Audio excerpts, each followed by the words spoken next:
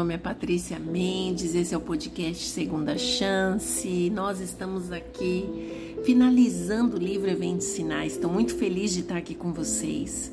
E olha, sem me demorar muito, deixo aqui para vocês o meu Instagram, patricia.mendes7. Entra lá, faça parte dessa comunidade que a gente tem falado do amor de Jesus. E se você for uma mulher, faça parte do Confraria das Garotas, entre ali no link na bio e entre no nosso grupo gratuito do Confraria das Garotas, assim como também, se você desejar participar da classe Raízes, que vai ser a nossa classe online, nós queremos dizer para você, só chamar ali no direct do Instagram, onde quer que você esteja, vai ser online. Nós vamos te passar o link para que você faça parte dessa classe e a partir de março de 2025, nós vamos ter as segundas-feiras das 8 às 9h30, a nossa classe e o nosso encontro, tá bom? Sem mais delongas, nós vamos para o capítulo 19, que é um capítulo maravilhoso que vai falar sobre a volta de Cristo. E este livro que nós estamos lendo faz parte do livro Eventos Sinais da CPB, que é a Casa Publicadora Brasileira, e todos os direitos do livro é dado a ela. E nós estamos aqui lendo, contextualizando, refletindo.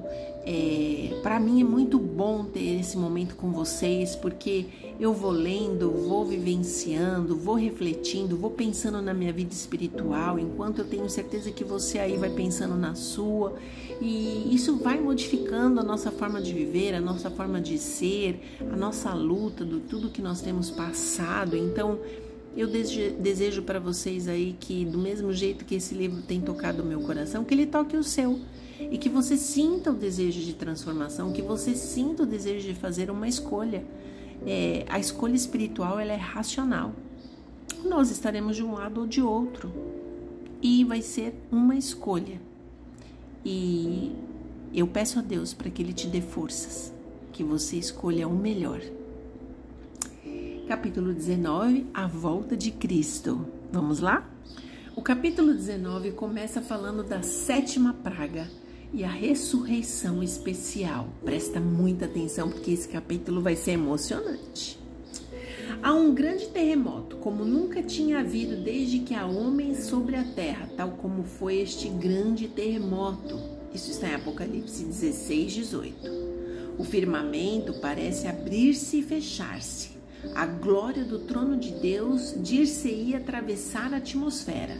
As montanhas agitam-se como a cana ao vento e rochas irregulares são espalhadas por todos os lados. A terra inteira se levanta, dilatando-se como as ondas do mar. Sua superfície está a quebrar-se. Seu próprio fundamento parece ceder. Cadeias de montanhas estão a sossobrar. Desaparecem ilhas habitadas. Os portos marítimos que pela iniquidade se tornaram como Sodoma são tragados pelas águas enfurecidas. Grandes pedras de Saraiva, cada um do peso de um talento, estão a fazer sua obra de destruição. Isso está em Apocalipse 16, de 19 a 21. Abrem-se sepulturas, e muitos dos que dormem no pó da terra ressuscitarão, uns para a vida eterna e outros para a vergonha e desprezo eterno. Isso está em Daniel 12, 2. Todos os que morreram na fé da mensagem do terceiro anjo saem do túmulo glorificados para ouvirem o concerto de paz estabelecido por Deus com os que guardaram a sua lei. Os mesmos que o transpassaram, que está em Apocalipse 1, 7, os que zombaram, escarneceram da agonia de Cristo e os mais acérrimos inimigos de sua verdade e povo, ressuscitam para contemplá-lo em sua glória e ver a honra conferida aos fiéis e obedientes. Nuvens negras e densas subiam e chocavam-se entre si, conforme a visão que Deus deu a Ellen White. A atmosfera abriu-se e recuou. Pude então olhar através do espaço aberto em Órion, onde vinha a voz de Deus. Logo ouvimos a voz de Deus, semelhante a muitas águas, a qual anunciou o dia e a hora da vinda de Jesus. Os santos vivos, em número de 144.000, reconheceram e entenderam a voz, ao passo que os ímpios julgaram fosse um trovão ou um terremoto. Falando Deus, o dia e a hora da vinda de Jesus, e declarando o concerto eterno com o seu povo, proferiu uma sentença e então silenciava, enquanto as palavras estavam a repercutir pela terra. O Israel de Deus permanecia com os olhos fixos para cima, ouvindo as palavras enquanto elas vinham da boca de Jeová e ressoavam pela terra como estrondos do mais forte trovão. Era terrivelmente solene. No fim de cada sentença, os anjos aclamavam: glória, aleluia! O rosto deles iluminava-se com a glória de Deus e resplandeciam de glória, como fazia os de Moisés quando desceu do Sinai. Os ímpios não podiam olhar para eles por causa da glória. E quando a interminável bênção foi pronunciada sobre os que haviam honrado a Deus, santificando o seu sábado, houve uma grande aclamação de vitória sobre a besta e a sua imagem. Ellen White fala que ela não tinha nem o mais leve conhecimento quanto ao tempo anunciado pela voz de Deus. Apesar dela ter uma visão, não ficou claro para ela. Ela ouviu a hora proclamada, mas não tinha lembrança alguma daquela hora depois que saiu da visão. Cenas de tal emoção solene e interesse passaram por ela de maneira que a linguagem que foi descrita naquela visão não era capaz de descrever. Foi tudo muito vivo, foi tudo muito real para ela, porque logo a seguir apareceu a grande nuvem branca, sobre a qual estava sentado o Filho de Deus. Imagina ter uma visão dessa, um sonho desse, não é incrível? Quando a terra cambalear como um ébrio, quando os céus se abalarem e tiver vindo o grande dia do Senhor, quem subsistirá? Uma cena eles contemplarão com tremor e agonia, e da qual em vão procurarão escapar. Eis que vem com as nuvens, e todo o olho verá. Isso está em Apocalipse 1:7. Os perdidos pronunciarão vociferantes imprecações à muda natureza. Seu Deus, montanhas e rochedos, caiam sobre nós e escondei-nos do rosto daquele que está assentado sobre o trono. Isso está em Apocalipse 6:16. Quando a voz de Deus põe fim ao cativeiro de seu povo, há um terrível despertar daqueles que tudo perderam no grande conflito da vida. Os ganhos de uma vida inteira foram em um momento varridos. Os ricos lastimam a destruição de suas soberbas casas, a dispersão de seu ouro, da sua prata. Os ímpios estão cheios de pesar, não por causa de sua pecaminosa negligência para com Deus e seus semelhantes, mas porque Deus venceu. Olha que loucura! Lamentam que o resultado seja o que é, mas não se arrependem de sua impiedade. Surge logo no Oriente uma pequena nuvem negra, aproximadamente da metade do tamanho da mão de um homem. É a nuvem que rodeia o Salvador e que à distância parece estar envolta em trevas. O povo de Deus sabe ser esse o sinal do Filho do Homem. Em solene silêncio, fitam-na enquanto se aproxima da terra mais e mais brilhante e gloriosa, até se tornar grande nuvem branca, mostrando na base uma glória semelhante ao fogo consumidor e encimada pelo arco-íris do concerto. Jesus na nuvem avança como poderoso vencedor. Com antífonas de melodias celestiais, os santos anjos em vasta e inumerável multidão acompanham-no em seu avanço. O firmamento parece repleto de formas radiantes, milhares de milhares, milhões de milhões. Nenhuma pena humana, nenhuma caneta, nenhuma escrita pode descrever esta cena. Mente alguma mortal é apta para conceber o esplendor desta cena. O Rei dos Reis, desce sobre a nuvem, envolto em fogo chamejante. Os céus enrolam-se como um pergaminho e a terra treme diante dele, e todas as montanhas e ilhas se movem de seu lugar. Vai ser uma cena esplendorosa, gente, esplendorosa. Os que desempenharam a parte mais saliente na rejeição e crucifixão de Cristo ressuscitam para vê-lo como ele é. E os que rejeitaram a Cristo ressurgem e veem os santos glorificados, e é nessa ocasião que os santos são transformados num momento, num abrir e fechar de olhos, e são arrebatados para o encontro com o seu Senhor nos ares. Os mesmos que puseram nele um manto de púrpura e lhe colocaram sobre a fronte a coroa de espinhos, e os que lhe perfuraram as mãos e os pés com os cravos, olham para ele e choram. Lembram como seu amor foi menosprezado e como se abusou de sua compaixão. Pensam em como Barrabás, um assassino e salteador, foi escolhido em seu lugar, como Jesus foi coroado com espinhos, açoitado e crucificado, como nas horas de sua agonia sobre a cruz, os sacerdotes e maiorais escarneceram dele, dizendo: desça da cruz, creremos nele. Salvou os outros, a si mesmo não pode nem se salvar. Todos os insultos e afrontas a Cristo, todo o sofrimento causado a seus discípulos estarão tão vívidos na memória deles como quando foram praticados os atos satânicos. A voz que eles ouviram tantas vezes em rogos e persuasões lhes soará novamente nos ouvidos. Todo som de afável solicitação vibrará tão distintamente em seus ouvidos como quando o Salvador falou nas sinagogas e nas ruas.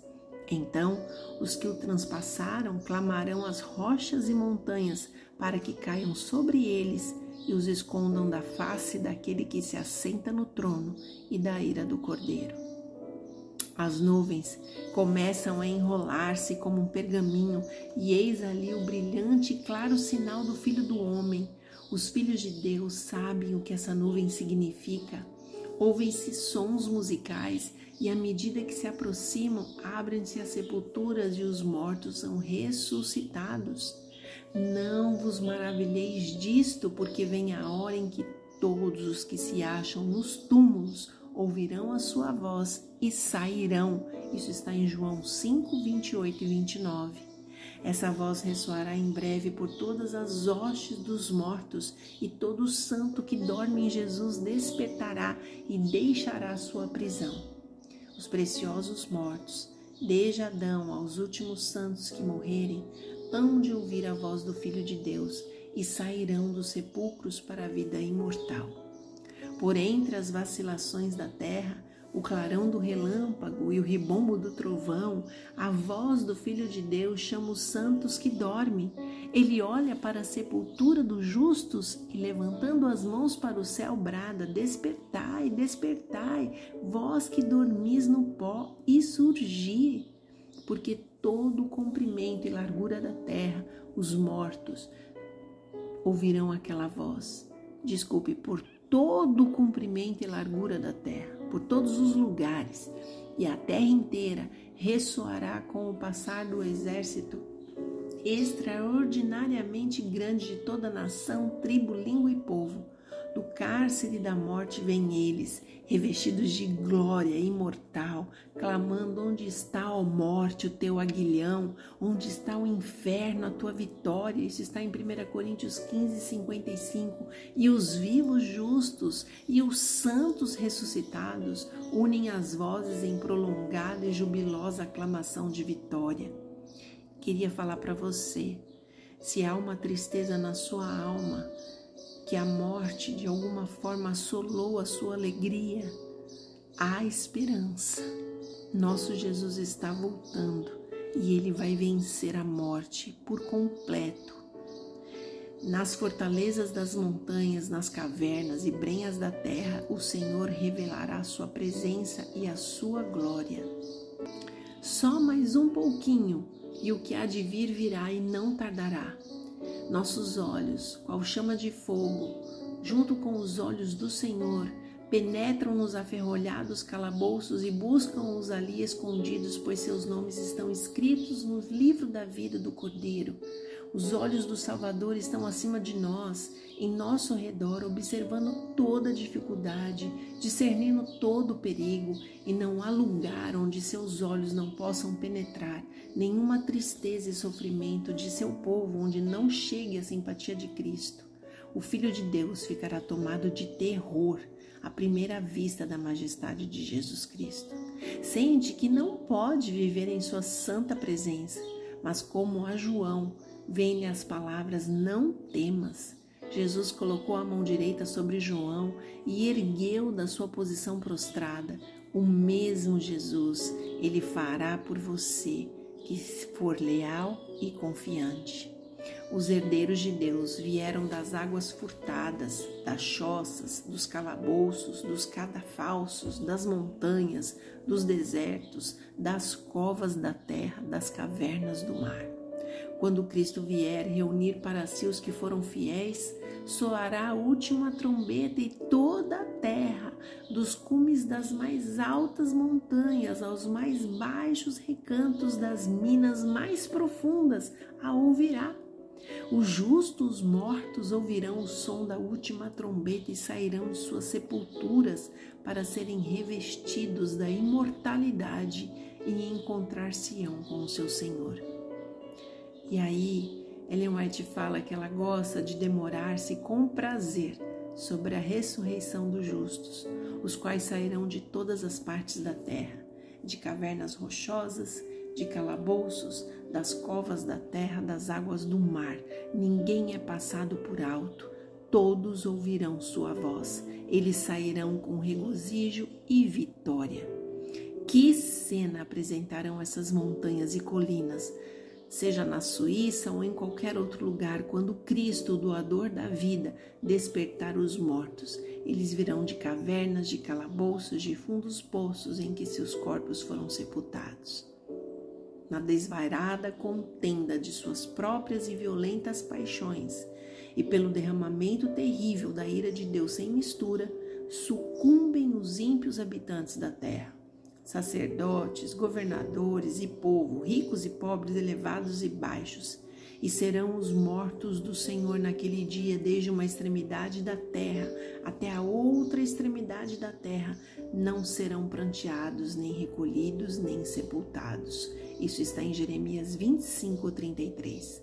Por ocasião da vinda de Cristo, os ímpios são eliminados da face de toda a terra, consumidos pelo espírito de sua boca e destruídos pelo resplendor de sua glória. Cristo leva o seu povo para a cidade de Deus e a terra é esvaziada de seus moradores. Para o pecado, onde quer que se encontre, nosso Deus é um fogo consumidor. O Espírito de Deus consumirá pecado em todos quantos se submeterem a seu poder. Se os homens, porém, se apegarem ao pecado, ficarão com ele identificados. Então a glória de Deus, que destrói o pecado, tem que destruí-los também. A glória do seu rosto, que para os justos é vida, será para os ímpios um fogo consumidor. Poderiam aquelas cuja vida foi empregada em rebelião contra Deus ser subitamente transportados para o céu e testemunhar o estado elevado e santo de perfeição que ali sempre existe, estando toda a alma cheia de amor, todo o rosto irradiando alegria, ecoando em honra de Deus e do Cordeiro uma arrebatadora música em acordes melodiosos e fluindo da face daquele que se assenta sobre o trono uma incessante torrente de luz sobre os remidos? Sim, poderiam aqueles cujo coração está cheio de ódio a Deus, à verdade, à santidade, unir-se à multidão celestial e participar de seus cânticos de louvor? Poderiam suportar a glória de Deus e do Cordeiro? Não, absolutamente não. Anos de graça lhe foram concedidos, a fim de que pudessem formar caráter para o céu. Eles, porém, nunca exercitaram a mente no amor à pureza, nunca aprenderam a linguagem do céu, e agora é demasiado tarde. Uma vida de rebeldia contra Deus incapacitou-os para o céu. A pureza, a santidade e a paz dali lhe seriam uma tortura. A glória de Deus seria um fogo consumidor.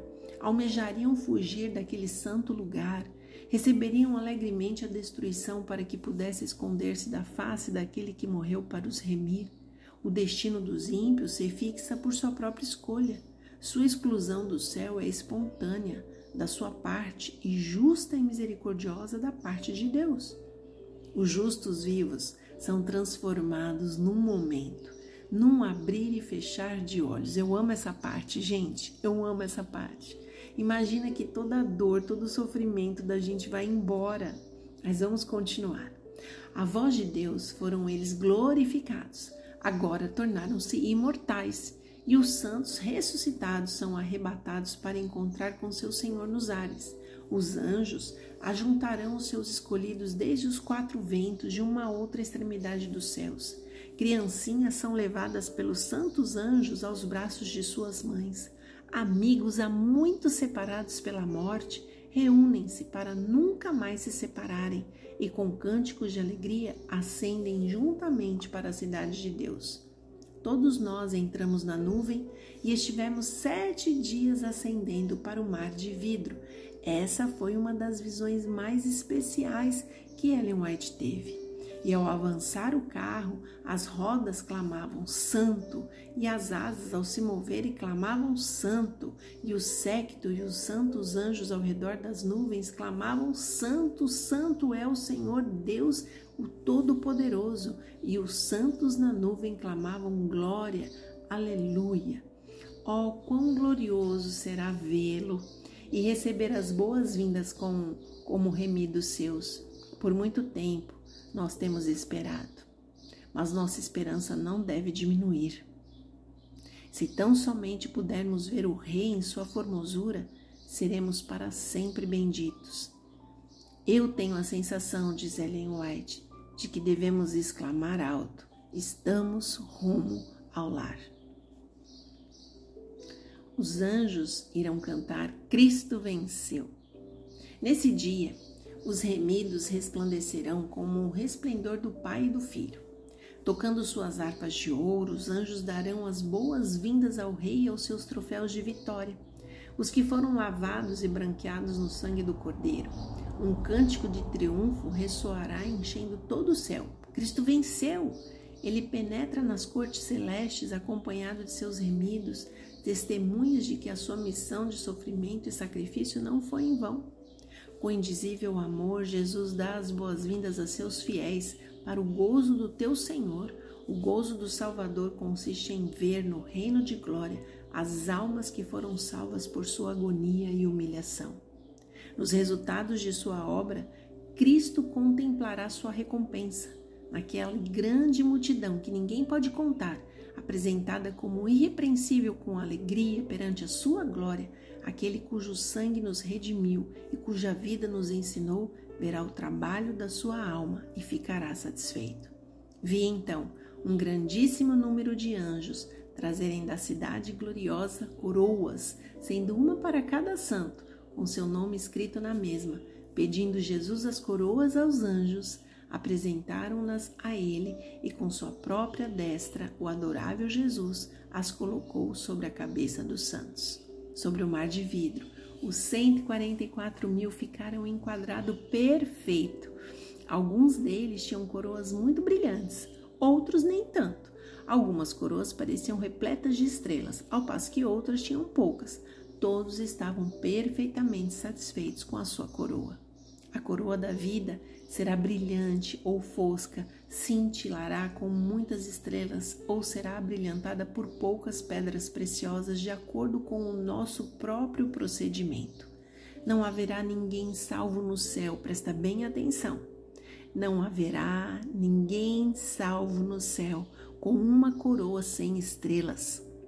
Se você entrar ali no céu, haverá alguma pessoa nas cortes da glória que encontrou entrada ali porque você falou de Jesus para ela, por causa do seu intermédio. Antes de entrar na cidade de Deus, o Salvador concede aos seus seguidores os emblemas da vitória, conferindo-lhes as insígnias de sua condição real. As fileiras esplendentes são dispostas em forma de um quadrado aberto ao centro em redor de seu rei. Sobre a cabeça dos vencedores, Jesus, com sua própria destra, põe a coroa de glória. Em cada mão são colocadas a palma do vencedor e a harpa resplandecente. Então, ao desferirem as notas os anjos dirigentes, todas as mãos deslizam com maestria sobre as cordas da harpa, tirando-lhe suaves músicas em ricos e melodiosos acordes. Diante da multidão de resgatados está a santa cidade. Jesus abre amplamente as portas de pérolas e as nações que observaram a verdade, enfim, entram. Que maravilha!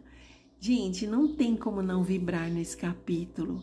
Jesus está voltando.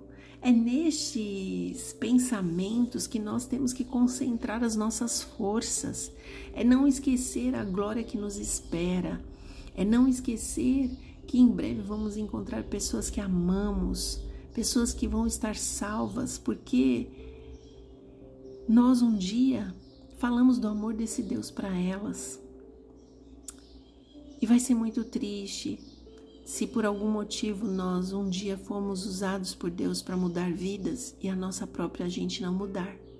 Pensa nisso, porque esse momento vai ser glorioso.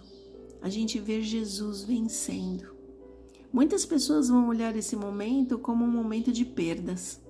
Ver que mesmo diante de uma cena tão estrondosa quanto essa, muitos ímpios vão olhar e vão falar que perdeu tudo e que nem vão perceber, na verdade, aquele grande milagre acontecendo. Eu e você, eu desejo de verdade que a gente consiga enxergar esse amor tão grandioso e viver por ele. Que Deus possa te abençoar. E até o último capítulo desta história maravilhosa que Deus está contando pra gente enquanto a gente está nessa terra. Um abraço.